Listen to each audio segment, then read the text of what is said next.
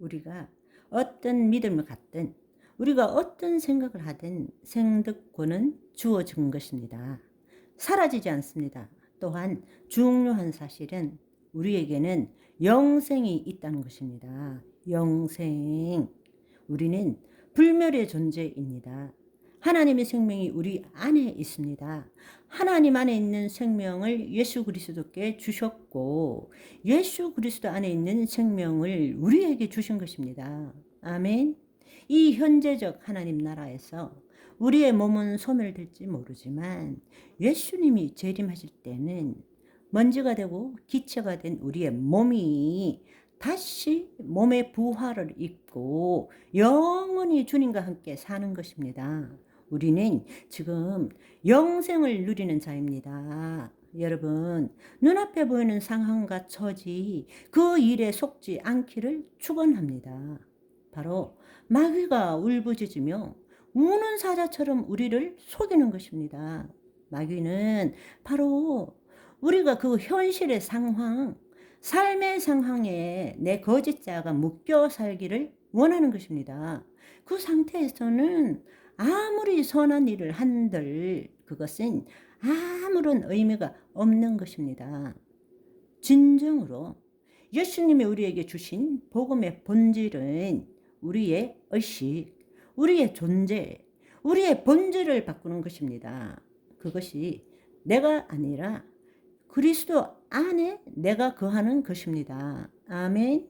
그때는 하나님이 보시는 눈으로 현실을 볼 수 있게 되고 하나님이 주시는 말씀으로 성령 안에서 그 문제를 바꾸어 갈 수 있게 되는 것입니다. 우리가 정말 그리스도 안에 있는 나와 타락한 마음이 만든 거짓자의 차이를 우리가 제대로 이해하는 것이 얼마나 중요한지 모릅니다. 그래서 이 시간을 통해서 여러분들이 정말 이 거짓자와 그리스도 안에 있는 나의 차이를 알고 이 거짓자가 어떻게 우리 자신을 속이고 살아가고 있는지를 알기를 소망합니다. 그래서 손기철 장로님이 이 문제를 기도하시면서 주님, 이것을 어떻게 설명하면 좋겠습니까? 하실 때에 주님께서 전철을 보여주셨다고 합니다. KTS 전철을 보시면 그 위에 저 출발지부터 종착지까지의 전선이 끊임없이 있습니다. 그런데 그 전철이 움직이기 위해서 그 위에 전선과 연결되어 있습니다.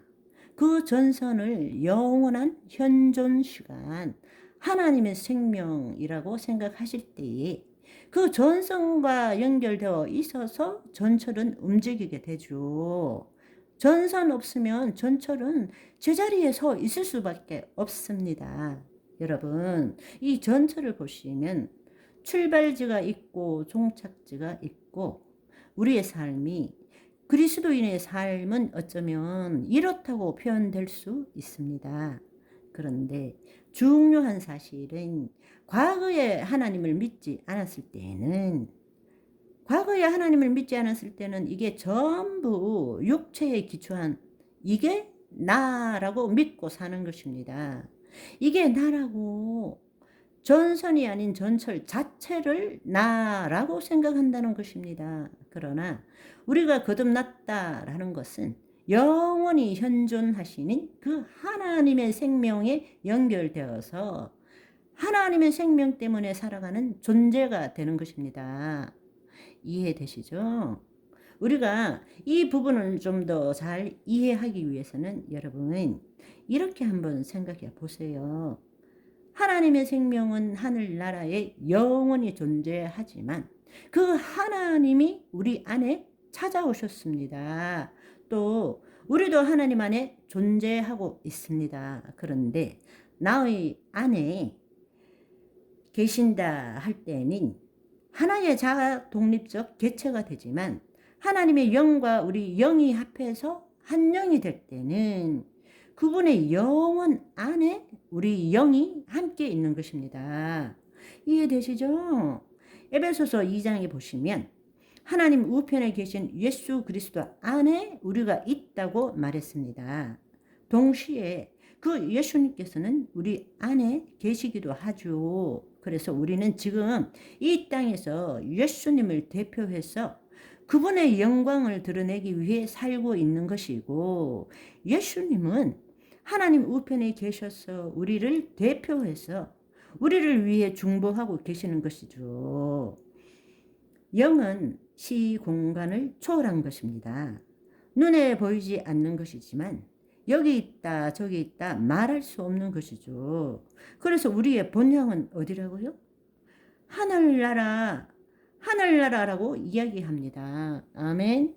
그럼에도 불구하고 이 땅에 80, 90의 삶을 살면서 이 땅에 사는 동안에 하나님의 영광을 드러내는 일을 해 나가는 것입니다.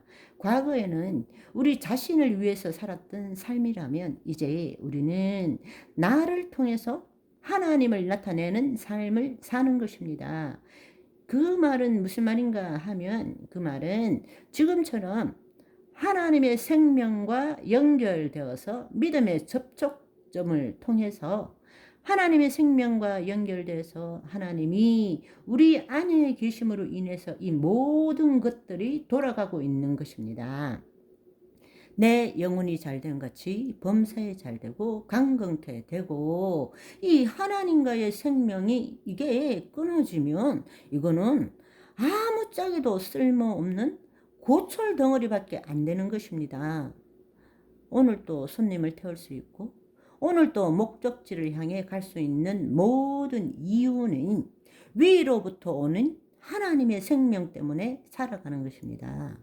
우리가 이제 앞으로 알아야 될 것은 나 혼자 사는 것이 아니에요. 그 하나님, 지금 이 순간에 하나님과 생명적으로 연결되어서 사는 것입니다. 그리고 우리는 그분을 나타내는 삶을 사는 것입니다. 그 일을 위해서 그분께서는 우리에게 모든 것을 주신 것이죠. 아멘. 누가복음 15장 31절을 보시면, 얘야 내 것은 다 너의 것이로되이라고 말씀하십니다. 그분 전부가 지금 우리 안에 있다라는 것입니다. 그런데 우리 삶을 한번 생각해 보시면, 전기가 지금 우리 안에, 전철의 예를 생각해 보시면 전기가 지금 저 전철 안에 이미 들어와 있는데도 불구하고 주님 움직이게 해주세요 이렇게 여러분이 기도한다면 너무 어리석은 삶 아닐까요? 이미 전기가 들어와 있다면 주신 전기 잘 이용해서 움직이면 되는 건데, 그런데 우리는 여전히 분리를 시켜서 하나님이 나와 하나가 되어서 내 안에 나를 통치하고 계신데도 불구하고 주님 전기 주세요, 나 좀 움직이게요 이렇게 여러분이 하나님과 관계한다면 하나님이 얼마나 답답하시겠습니까? 아이, 내 아들이 왜 저럴까? 아니, 내 딸이 왜 저럴까? 내가 남이가 내 자식인데 왜 저럴까? 이미 다 줬는데. 아버지는 염소 새끼 한 마리 잡아서 나한테 준 적 있습니까? 이렇게 아버지께 대드는 첫째 아들과 똑같은 삶을 살고 있는 것이죠. 우리 안에 있는 그 하나님, 하나님께서 이미 주신 것을 우리는 이제 나타내는 삶을 살아야 한다는 것입니다. 아멘. 우리는 삶의 수많은 상황들, 주위에 있는 수많은 상황들을 겪고 있습니다. 그런데 그것들을 그대로 받아들이지를 못하고 자신의 생각과 감정으로 인식된 세계에서 살고 있을 뿐입니다. 그것은 우리 마음이 만든 것입니다. 우리 마음이 만든 가공 세계에서 만든 것입니다. 하나님의 생명에 인도함을 받지 못하면 결국에는 자기가 만든 세상을 보며 살 수밖에 없는 것입니다. 그러나 이제 하나님의 생명과 연결되어서 내 마음과 내 감정을 새롭게 하면 하나님이 보시는 세상을 볼 수 있게 된다는 것입니다. 아멘. 그것은 하나님의 영 없이는 할 수 없는 일인 것입니다. 있을 수 없는 일입니다. 우리 자체가 타락된 마음이기 때문에 모든 것들을 우리의 과거의 경험과 지식으로 판단해서 세상을 보고 있고 인식하고 있고 그 세상에서 살고 있을 수밖에 없습니다. 그런데 그거는 아무리 노력한들 다른 세상을 볼 수 없는 거예요. 하나님의 영이 우리를 사로잡을 때라야만이 우리는 다른 세상을 볼 수 있는 것입니다. 아멘. 그렇습니다. 여러분 한번 생각해 보십시오. 우리가 어떻게 살아가는지, 우리가 어떻게 살아가는지, 나, 지금 이것이 나라며, 이 거짓자가 나라면 내가 어떻게 살아가는지 사실은 우리는 지금 내 존재를 어떻게 잡고 있느냐. 과거의 경험과 지식을 토대로 해서 나를 만들고 있는 것입니다. 나의 모든 과거의 모든 것들을 종합해서 지금 이 순간에 내 존재라고 잡고 있는 것입니다. 여러분 한번 생각해 보십시오. 거꾸로 내가 누구지? 여러분 자신을 어떻게 지금 정의합니까? 어떻게 정체성을 잡고 있습니까? 무엇을 가지고 나라고 말하고 있습니까? 나. 결국은 여러분이 살아온 또는 그 과거의 경험과 지식과 여러분의 마음, 사고, 체계로 만든 내 생각과 감정을 지금 나라고 지금 생각하고 있는 것입니다. Are you okay? 오늘은 여기까지. 바이바이.